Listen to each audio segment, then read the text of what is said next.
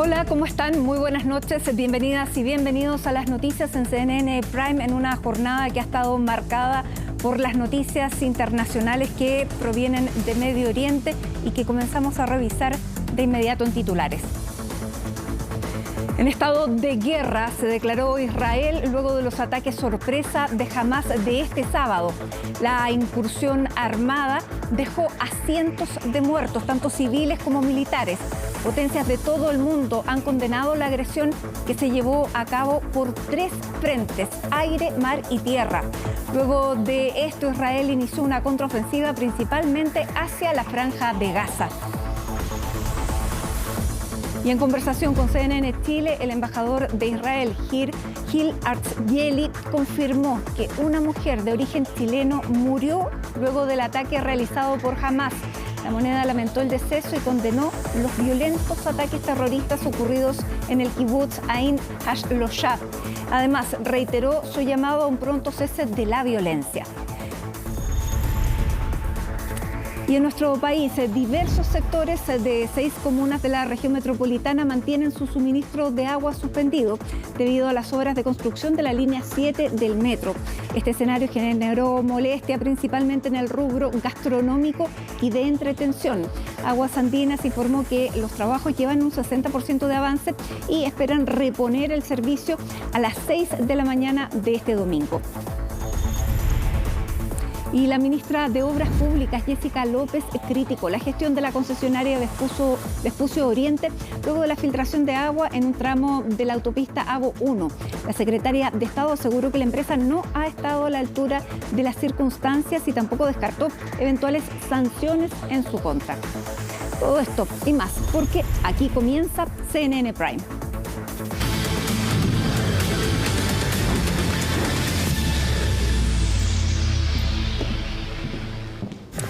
Bueno, es un ataque que ocurrió durante nuestra madrugada, un ataque sorpresivo que llegó desde Hamás hacia Israel, hacia distintos puntos, sobre todo población civil. Fue la primera en recibir el impacto y precisamente en el mismo día en que se cumplen 50 años de la guerra de Yom Kippur, en que coincidentemente también fue un ataque sorpresa a Israel, esa vez a cargo de Egipto. Vamos a seguir contándoles cómo está la situación. A esta hora se siguen registrando ataques y vamos a tomar aquí contacto con Jacinta Molina, quien está junto a nosotros. Ha estado todo el día, Jasi, revisando todo lo que ha ocurrido. A esta hora también se están registrando ataques hacia la Franja de Gaza. ¿Cuál es el balance hasta esta hora? Buenas noches. Buenas noches, Mati. Podemos hablar de más de 400 personas que han muerto en una jornada muy violenta en Medio Oriente. Primero, partiendo por este ataque sin precedentes que realiza el grupo Hamás, que se infiltra en territorio de Israel, y por cierto la posterior respuesta que ha tenido por parte del gobierno de ese país con una contraofensiva lanzada en la Franja de Gaza que controla precisamente el grupo Hamás. A esta hora ya fuentes israelíes han señalado a nuestra cadena madre CNN que la cifra de fallecidos en Israel luego de ese ataque se ha elevado a 300, pero además también en medio de una situación de tensiones que se habían visto en los últimos meses y que tiene este episodio el día de hoy. Claro, en el aniversario 50 años de la guerra de Yom Kippur, por cierto, con un comienzo que tiene esa guerra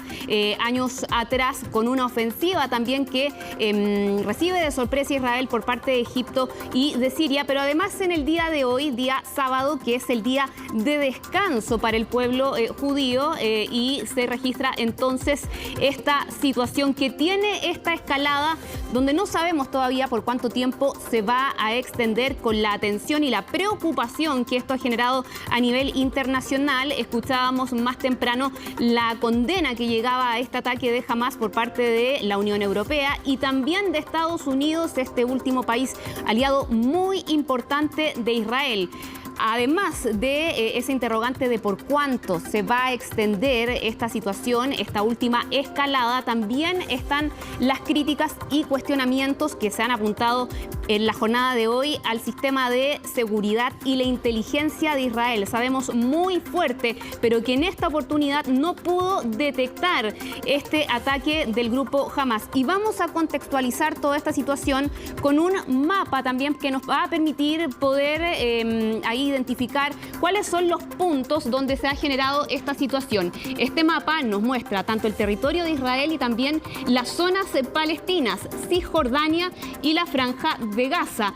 Esta infiltración que realiza el grupo Hamas se concentra sobre todo en el sur de Israel y la zona que ellos controlan desde la Franja de Gaza, porque recordemos que en Cisjordania es ahí la autoridad palestina la que tiene el control. Desde la Franja de Gaza entonces y desde el sur de Israel se genera este ataque del grupo Hamas, pero también se ha reportado durante el día de hoy bombardeos o más bien lanzamientos de cohetes hacia otras zonas, por ejemplo, activando las sirenas de emergencia que tiene Israel en Tel Aviv, en el aeropuerto, además de Jerusalén.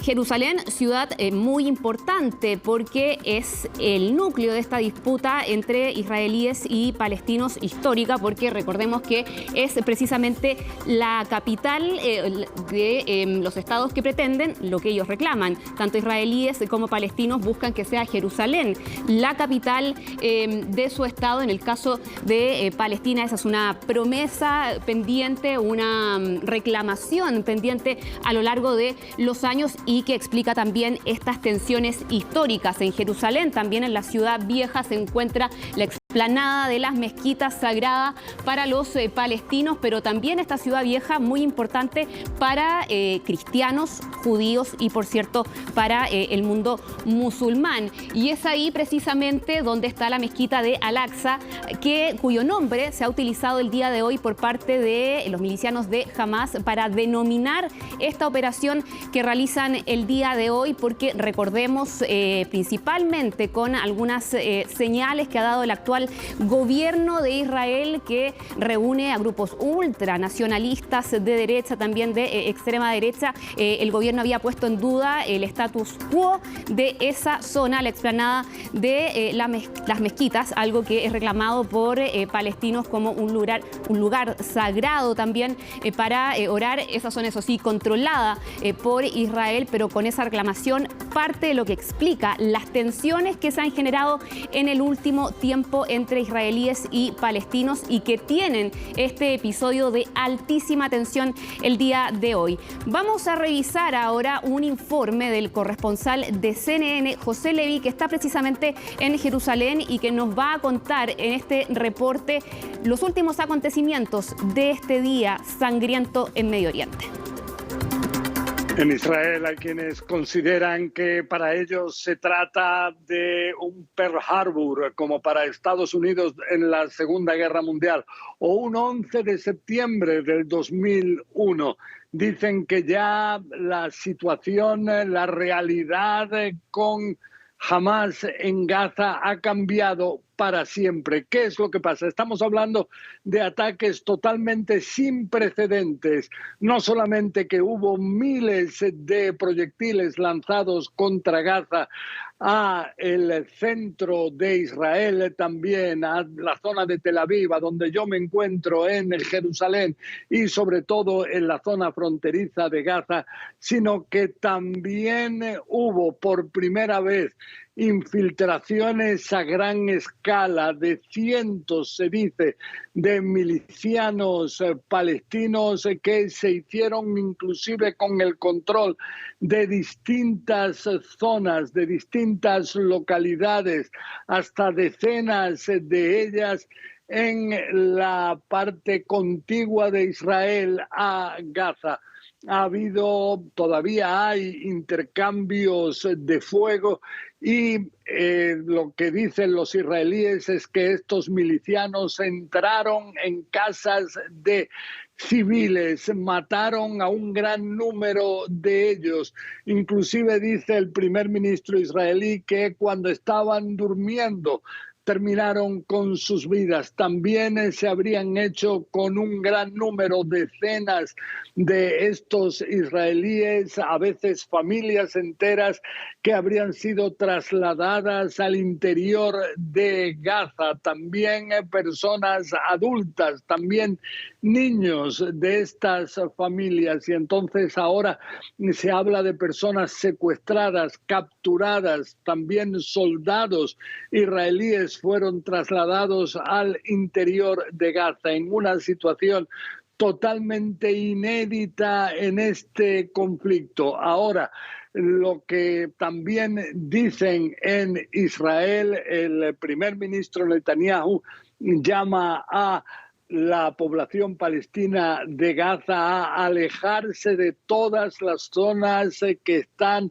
relacionadas con el movimiento Hamas, porque asegura que van a destruirlas en los próximos días. También es de señalar que el ministro de Defensa israelí, Yoav Gallant, aseguró que Gaza no volverá a ser la misma durante los próximos 50 años. Y todo esto son amenazas claras con respecto a lo que puede ocurrir en los próximos días como reacción israelí.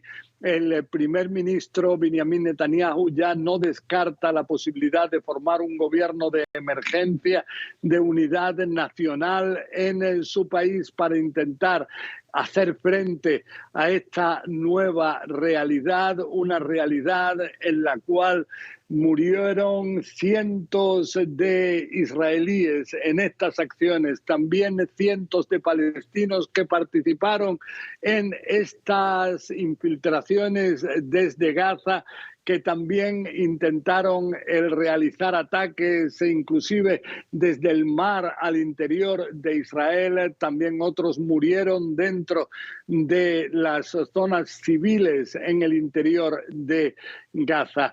Todo esto en una realidad que se ha producido justo cuando se cumplen 50 años, medio siglo, de la guerra del Yom Kippur, del Día del Perdón de 1973, donde también hubo una sorpresa enorme a nivel bélico cuando Egipto y Siria atacaron de forma imprevista a Israel. Ahora vemos que justo 50 años después se produce otro tipo de respuesta en la cual tampoco la inteligencia en Israel pudo saber con antelación que se estaba preparando algo así.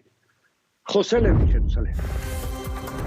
Sí, eso que plantea José Levi en este reporte es una de las interrogantes que ha quedado esta jornada, cómo la inteligencia de Israel, en medio también de una altísima seguridad que por décadas se mantiene sobre su territorio, no pudo adivinar la situación que se estaba gestando, sobre todo en la parte sur, con este ataque del grupo Hamas, grupo que, recordemos, desconoce todos los acuerdos o conversaciones que se han tenido para poder establecer una paz en ese territorio, paz que no ha llegado del todo, y eso explica también la situación que se ha gestado el día de hoy en un conflicto que decimos es histórico, se mantiene por décadas desde el establecimiento del Estado de Israel en esa zona tras la Segunda Guerra Mundial, el rechazo del mundo árabe en ese entonces y en las últimas décadas, en los últimos años, las acciones también de este grupo armado contrario a cualquier negociación o conversación que se tenga, para establecer la paz en ese territorio. Vamos a estar, Mati, actualizando, contextualizando, profundizando en esta información más adelante, pero es sin duda la noticia internacional del día, porque además está la interrogante de por cuánto tiempo se va a extender esta nueva escalada de las tensiones en Medio Oriente. Claro, una escalada, un ataque sin precedentes. Hasta el momento se están reportando cerca de 300 muertos por parte de Israel, sí, y más de 250 en el lado palestino. Exacto. Eso es hasta ahora y sin cálculos oficiales. Volvemos contigo, Jacinta, pero a esta hora vamos a conversar con el ex canciller y quien fuera además embajador de Chile ante Naciones Unidas, Heraldo Muñoz. Heraldo, muy buenas noches. Gracias por este contacto con CNN Chile. ¿Qué tal? Muy buenas noches, Matilde. Bueno, encantado. En su rol de ex canciller y también luego de haber estado en Naciones Unidas, precisamente en el tiempo en que Chile le tocó ser parte del Consejo de Seguridad, me imagino que usted tiene un conocimiento más profundo de lo que está ocurriendo ahora. ¿Cuánto le llama la atención que jamás, sabiendo la diferencia de fuerza que tiene frente a Israel, haya realizado este ataque por aire, mar y tierra el día de hoy? Bueno, como ustedes han dicho, este es un ataque sin precedentes y de manera coordinada por milicianos, a diferencia de lo que sucedió el año 73, exactamente en esta fecha, con la guerra del Yom Kippur. En ese momento fueron fuerzas militares formales, tanto de Egipto como de Siria. En este caso son grupos de milicianos, aparentemente cientos, coordinados. Y bueno, aquí lo que hay es un fracaso estrepitoso de la inteligencia israelí, porque que no hayan detectado movimientos de esta envergadura de milicianos que han entrado bastante al interior de Israel, es algo inédito. Y bueno, esto es más de lo mismo de lo que hemos visto desde el año 49. Estamos ya de 7 décadas de guerras más o menos ininterrumpidas o de choques bélicos en la frontera o al interior de Israel, o bien de la potencia de ocupación que es Israel, tanto en Gaza hasta que se retiraron, o en la Cisjordania. Entonces, aquí lo que hay es una guerra casi ininterrumpida. Y yo creo que lo que está detrás de esto, al final de cuentas, con todo el horror, con todo lo que está pasando, la muerte de civiles, tanto del lado israelí como ahora en la franja de Gaza, con los ataques que ha iniciado Israel, es el fracaso de la diplomacia, el fracaso de la política para encontrar una fórmula para implementar un acuerdo que ha sido tan elusivo para que existan dos estados independientes, Israel, por cierto, y Palestina, que puedan vivir contiguamente en paz, con fronteras reconocidas, seguras y reconocidas internacionalmente. Entonces, yo creo que a lo que apunta esto, y se lo escuché al ex primer ministro Olmert hoy día, es que ya no se puede dejar de lado la cuestión palestina. Hay que abordarla y Israel tiene que hacerlo. Y este gobierno de Netanyahu ha tenido una actitud totalmente contraria, de estimular a los colonos, de estimular la expansión en los territorios palestinos, y eso evidentemente a lo único que va a llegar es a lo que estamos viendo ahora. Heraldo, entonces, usted decía que le llamaba mucho la atención. Llega el momento de la paz. Usted decía que le llamaba mucho la atención la falla que había tenido la seguridad israelí. El Mossad se dice que es una de las fuerzas y uno de los servicios de inteligencia más efectivos del planeta. De hecho, ellos están siempre alerta. ¿Le sorprende que haya ocurrido una cosa como esta? Pero también en un momento que nosotros, si bien no lo seguimos diariamente, pero el momento interno en Israel es bastante complejo por esta reforma al Poder Judicial que estaba propiciando Benjamín Netanyahu y que incluso era resistida por los mismos soldados israelíes. ¿Pueden haber razones internas en esa falla de seguridad? Bueno, puede ser, porque efectivamente la división en Israel, las movilizaciones de un sector ciudadano muy significativo, las manifestaciones callejeras son de cientos de miles de personas que se oponen a estas reformas judiciales de Netanyahu, que apuntan incluso a resolver su propia situación de acusaciones por corrupción. Entonces, las movilizaciones ciudadanas en Israel demuestran que hay una tensión y que hay una amenaza a la democracia. Tanto es así que hasta el presidente Biden ha hecho advertencias al gobierno de Netanyahu. Entonces, hay una división, hay una fractura en Israel. Y bueno, uno podría decir entonces, esta situación, este ataque de Hamás va a fortalecer a Netanyahu, porque, bueno, todo conflicto bélico la respuesta fortalece. militar, claro, va a dejar de lado esta cuestión, pero por otro lado le abre un flanco, ¿no? El flanco de que este gobierno fue incapaz de prever este ataque. Claro, es el Yom Kippur, pero nosotros que estábamos conmemorando un cincuentenario en Chile, bueno, resulta que también en Israel tendrían que haber pensado en el cincuentenario de la guerra del Yom Kippur y que algo podría pasar. Bueno, entonces esta es una falla que también se la pueden endosar a Netanyahu. El mismo día, la guerra del Yom Kippur comenzó el 6 de octubre del 73 y este ataque se produce ya cuando termina el 6 de octubre por la hora. ¿Está solo Hamás? Porque también se ve una coordinación y una capacidad bélica que no se espera de milicias. ¿Está Irán detrás de Hamás? ¿Cómo lo ve? Sí, seguramente. Irán ha proporcionado armas y ojo, que esto se puede extender al Líbano con Hezbollah. Vamos a ver si algo así llega a suceder. Pero Irán siempre ha estado detrás del apoyo a Hamás.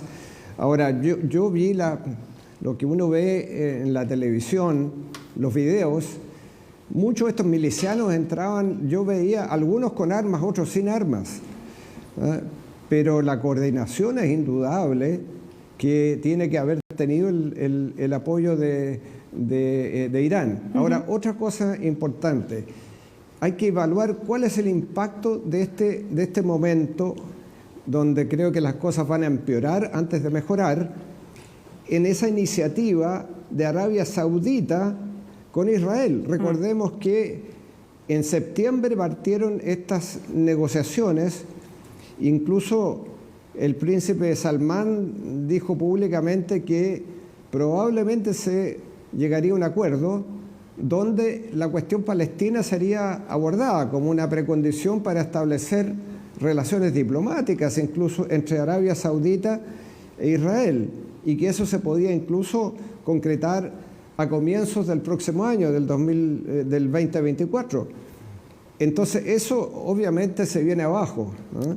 Y esto puede ser una respuesta a esas negociaciones también, donde Hamás diga no se puede llegar a un acuerdo sin nosotros.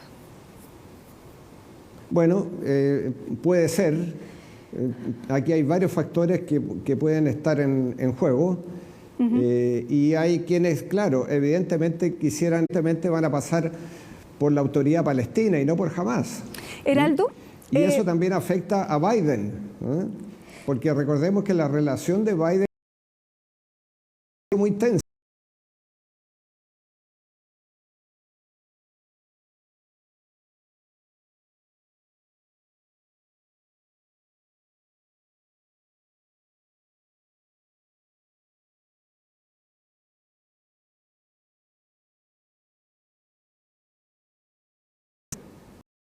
Eso no está funcionando porque no hay presidente de la Cámara Baja.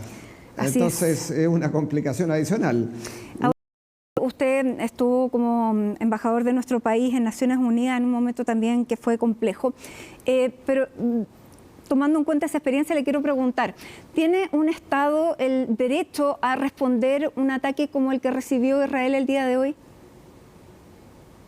Bueno, está establecido en la Carta de Naciones Unidas, el artículo 51, que cualquier Estado que es atacado tiene el derecho a la autodefensa individual o colectiva si es que el Consejo de Seguridad no actúa oportunamente, pero hay reglas. Esa respuesta de autodefensa, de legítima defensa, tiene que ser informada al Consejo de Seguridad. Ahora, lo ideal sería que el Consejo de Seguridad en estas condiciones pudiera funcionar, ¿eh? Y reunirse de emergencia. Probablemente eso ya está pasando en estos momentos, como en la medida que estamos hablando, pero con los vetos de los 5, bueno, de repente eso no va a funcionar. Pero hay reglas.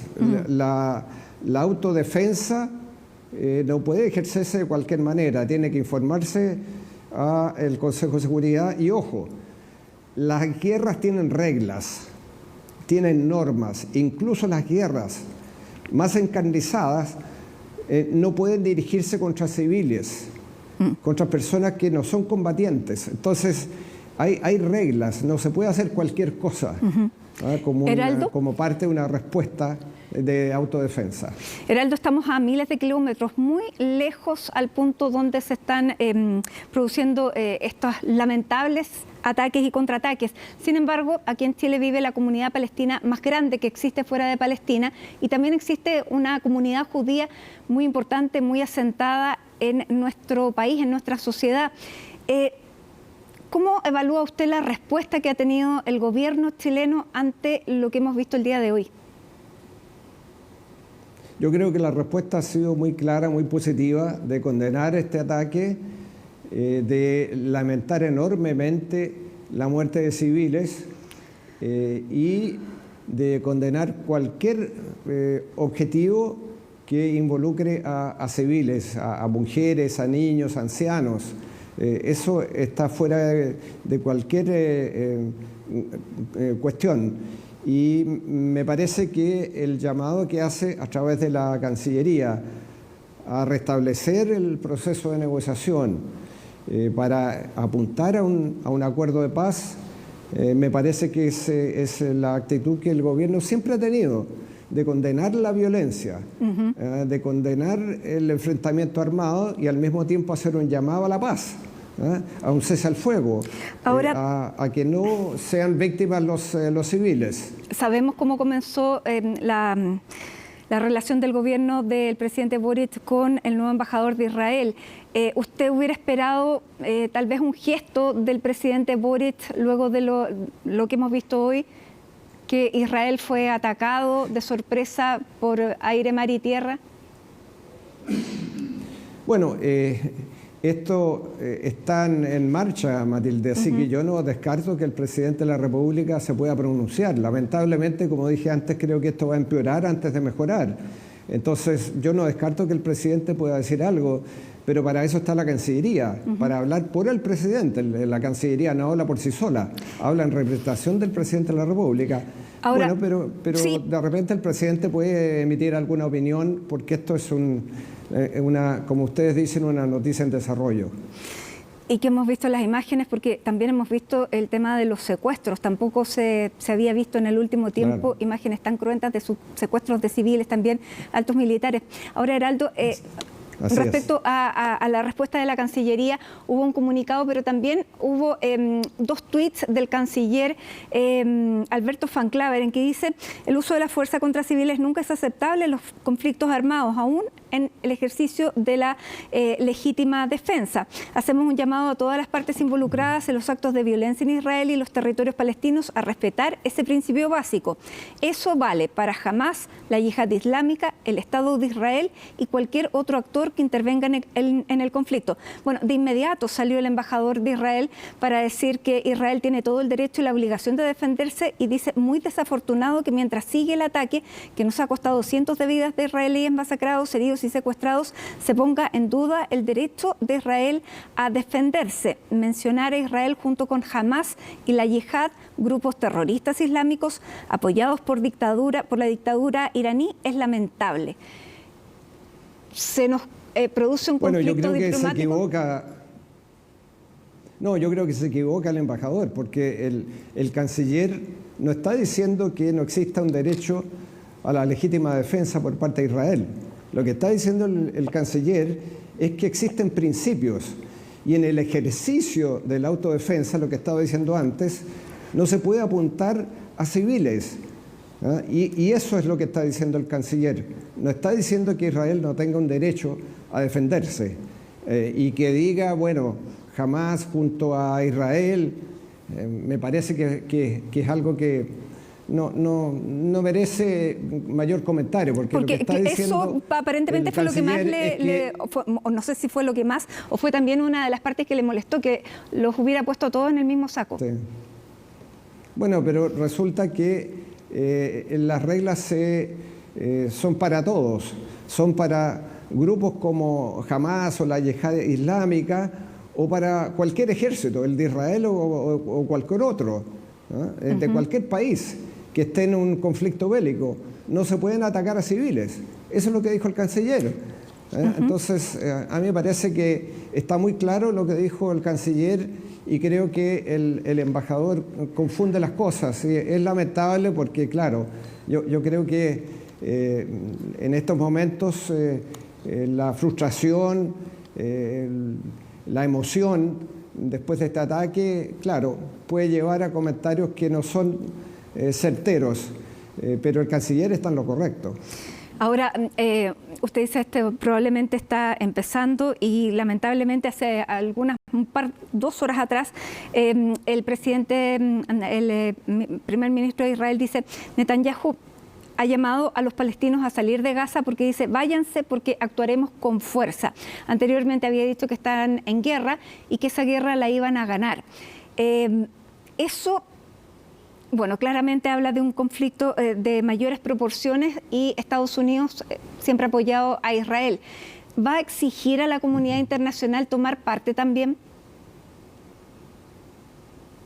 Bueno, es probable que la comunidad internacional llegue, ojalá, a jugar un papel mediador para eventualmente negociar un cese al fuego, que es lo primero. Ahora, una observación, que los palestinos se vayan de la franja de Gaza, la pregunta es: ¿a dónde se van a ir? O sea, la franja de Gaza es un territorio extremadamente pequeño. Entonces, ¿dónde van a entrar? ¿A Israel los palestinos? ¿O van a entrar a Egipto? Esas alternativas son muy difíciles. Entonces, que diga el primer ministro que se vayan los palestinos porque vamos a derrumbar todos los lugares donde esté Hamas, es algo que a mí me suena como algo irresponsable. Y por eso entonces yo creo que la comunidad internacional tiene que tratar de mediar, como ocurrió en la guerra del Yom Kippur a propósito. ¿No? Ahora, fue justamente la diplomacia la que permitió el cese al fuego y que se llegara a un acuerdo temporal de paz.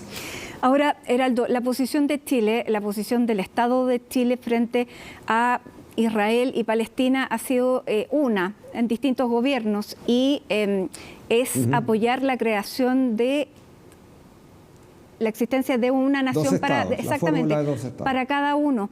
Eso se mantiene inalterable. ¿Se va a exigir una posición al gobierno de Chile al respecto? Porque hemos visto que en el conflicto con Ucrania, en la guerra Ucrania-Rusia, se ha preguntado muchísimas veces de parte de quién está el gobierno. Se ha llevado al presidente también a pronunciarse. ¿Cree que esta vez va a ocurrir lo mismo? Y en ese aspecto, ¿cuál ha sido la postura histórica de Chile? Bueno, la postura histórica de Chile siempre ha sido de defender los derechos del pueblo palestino a tener un Estado independiente. Eso nunca ha cambiado. Recordemos incluso que el reconocimiento de Palestina por parte de Chile ocurre bajo el gobierno de Sebastián Piñera. De modo que en gobiernos de izquierda, de derecha, siempre ha existido una solidaridad con el pueblo palestino. Pero por otro lado también está el reconocimiento del Estado de Israel, el derecho de existir en paz, en fronteras seguras, en paz con el eventual Estado de Palestina. De modo que la postura de Chile siempre ha sido esa, y adicionalmente hemos dicho otra cosa que tiene que ver con lo que puede suceder en los próximos días, y es que nunca hemos querido que se traslade el conflicto palestino-israelí a Chile, donde, como tú decías, Matilde, antes, existe una comunidad palestina muy significativa muy grande, pero también existe una comunidad más pequeña de comunidad judía que se identifica con Israel, y ambas merecen respeto y que no se, de alguna manera, traslade ese conflicto, esas tensiones a Chile. Por eso Chile siempre se ha jugado por un acuerdo de paz y que permita que ambos estados puedan existir. Y esa es una postura que no ha cambiado por parte de nuestro país. Muy bien, Heraldo Muñoz, ex canciller, ex embajador en Naciones Unidas, muchísimas gracias por esta conversación en este día tan triste para la paz. Muchísimas gracias. Así es. Buenas noches. Bueno, se lo habíamos anunciado, 550.000 personas despertaron hoy sin agua. Trabajos para la construcción de la línea 7 del metro obligaron a cortar el suministro por 37 horas en 6 comunas de la región metropolitana, aunque las autoridades advirtieron con 10 días de anticipación. Quienes más resintieron esta medida fueron los comerciantes gastronómicos. Todo el balance de esta jornada con María Paz Ortiz. Fue la desilusión de varios, fin de semana largo, y esta era otra de las consecuencias del corte de agua en 6 comunas de la región metropolitana. El Cerro San Cristóbal abrió solo de manera parcial. Ni el zoológico, ni el teleférico o el funicular estarán operativos durante estos días. Vamos a ver otro panorama, vamos a ir a ver, no sé si comemos helado o algo. Corte de agua. ¿Y habían revisado a lo mejor las redes sociales algo? Yo las revisé, pero no vi que esto iba a estar cerrado. O sea, casi nunca vengo a Santiago y justo el panorama se nos arruina. ¿Cambió el panorama? Sí, pero mira, es legítimo porque están haciendo una parte del metro que nos va a servir más adelante a todos. Cambio de planes obligado, que no se compara con los esfuerzos de quienes fueron directamente afectados. Juntaron agua, aseguraron el consumo, pero de todas formas llegaron a buscar reservas a los 80 puntos habilitados en las comunas de Recoleta, Independencia, Renca, Conchalí, Providencia y Santiago.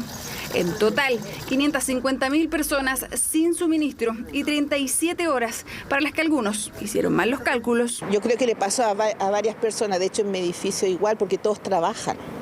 Entonces llegan y salen, no sé, pues a las 7 de la tarde y no alcanzan a hacer nada, así que la gente anda como loca buscando agua. Sí. ¿No alcanzas a juntar ayer? Sí, no, sí tengo agua para, digamos, el consumo humano. El tema es el baño. O sea, sí, pues incómodo, pero tampoco es como una semana, así que no es tan terrible. Los que sí lo sintieron más fueron los comerciantes. El corte afecta a 3 barrios gastronómicos importantes de la capital: Las Tarrias, Bellavista y Bellas Artes. Algunos tuvieron que invertir para poder abrir sus puertas, bombas de agua, mangueras y estanques necesarios para cumplir con el suministro mínimo para trabajadores y clientes este fin de semana largo. O sea, nosotros planificamos, claro, subimos y empezamos a trabajar, traslado de estanques, comprar estanques certificados, o sea, es todo un esfuerzo. Y hay mucha gente, por lo menos con el local del frente, que no pudieron en 7 días regularizar el tema del agua, es muy difícil. Y hay muchas pymes también que no pueden comprar un tanque, no pueden hacer eso. Yo todavía no entiendo por qué cortaron el agua el viernes, cuando perfectamente podrían haberla cortado el sábado a medianoche, y considerando este fin de semana largo, con el lunes feriado, ¿quién salió favorecido por no trabajar el viernes y sábado? Yo empatizo mucho con el reclamo de ellos. De hecho, hicimos muchos esfuerzos porque se postergara por lo menos para el día domingo el corte y se trabajara. Ahora, las autoridades tanto del Ministerio de Obras Públicas como de Aguas Andinas y el Metro nos dijeron que eso no era posible. Y nada, insisto, es un perjuicio temporal por un beneficio permanente. Perjuicio temporal que termina este domingo. Avances del 60% en las obras que lleva Aguas Andinas, que ya adelantan que no debería haber retrasos en la reposición del servicio. El gobernador, por su parte, aseguró que no se esperan otros cortes de este tipo, por lo menos en un semestre más, a propósito de la construcción de la línea 7. La Contraloría detectó graves irregularidades en la compra de terrenos por la parte de la Municipalidad de Las Condes, donde se pretendía construir un nuevo CEFAM para la comuna. En entrevista con CNN Chile, la alcaldesa Daniela Peñalosa confirmó que fallaron todos los sistemas de control para evitar la adquisición con sobreprecio. La nota es de Estefanía Bustamante. 2.876 metros cuadrados y 30.000 familias beneficiadas. Aquí se pretende construir el tercer CESFAM de Las Condes, según los planes del municipio. Planes que se han retrasado por graves irregularidades detectadas por la Contraloría General de la República en las millonarias compras de terreno. Fallaron todos los mecanismos de control interno y en ese sentido falla también el quizás yo hubiese estado más pendiente de cada coma y de cada paso. Obviamente hay una responsabilidad mía. Responsabilidad que, según el informe, no se ajustó a los principios de eficiencia e idónea administración de los medios públicos. Fueron 5 concejales que, tras una denuncia ante la justicia, alertaron a la Contraloría sobre posibles faltas a la probidad. Hay múltiples cosas que se denunciaron ante la Contraloría, pero lo más burdo es el sobreprecio de la Casa 10 que se compra por parte de los corredores de propiedades y se vende a los 30 días en el doble del precio del valor. Vulcan Asset Management es la empresa que funcionó de intermediaria entre el municipio y los dueños de las casas que están acá, ubicadas en la calle Nueva Delhi, en la comuna de Las Condes. Una de ellas es precisamente la que estamos viendo aquí en las imágenes. Son 10 casas en total, pero 9 fueron negociadas directamente con los dueños, pero lo que llamó la atención de los concejales que presentaron la denuncia a la Contraloría es que esta casa era propiedad precisamente de la empresa que estaba de intermediaria. Hay fallas, errores y omisiones administrativas importantes. ¿De quién? Del equipo municipal de distintas áreas. Yo acá no voy a apuntar particularmente con el dedo a nadie, no me corresponde.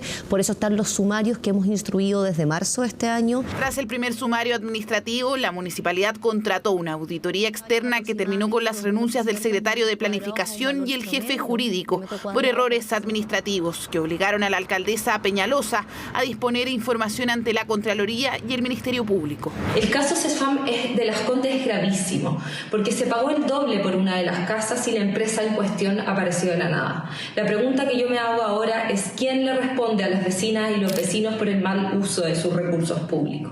Si usted me pregunta a mí qué habría hecho yo habría dicho, firmo la promesa con Vulcan, les doy un plazo para que ellos nos vendan la propiedad del paño completo. Y listo.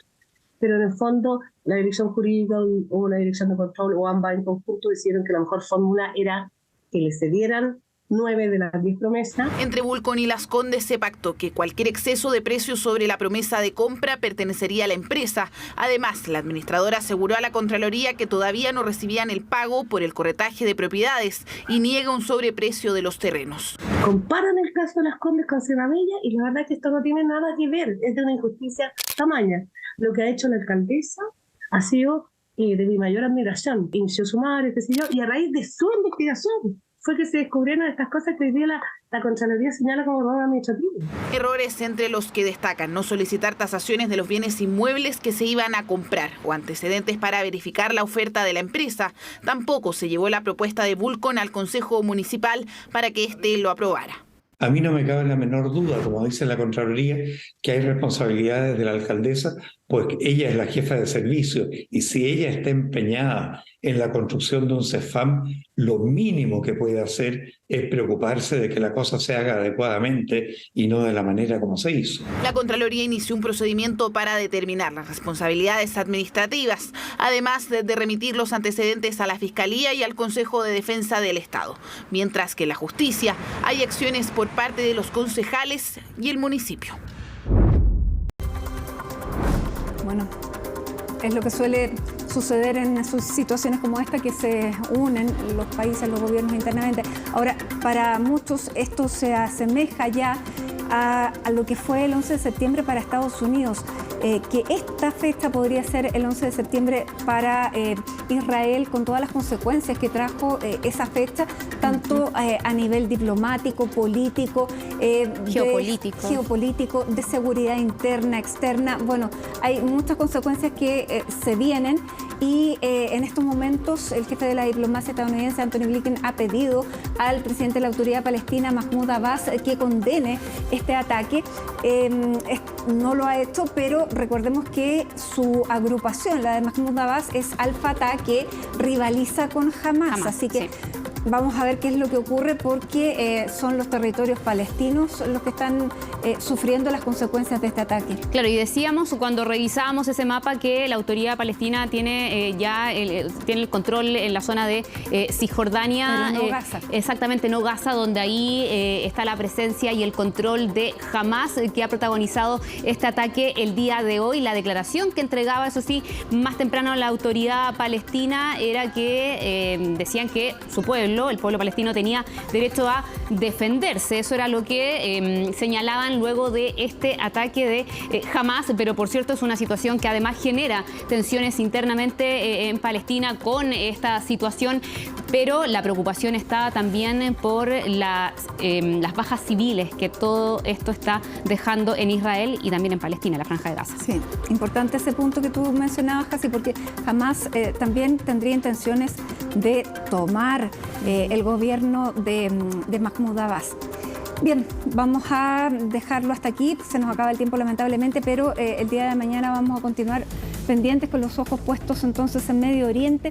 Llegó la hora de despedirnos, nos despedimos juntas. Muchísimas gracias por habernos acompañado aquí en CNN Prime. Sigan en nuestra sintonía porque lo que viene es CNN Tiempo y luego Sanamente en el Día Mundial de la Salud Mental. Así que nos vamos, mañana nos encontramos a esta hora. Que tengan muy buenas noches. Buenas noches.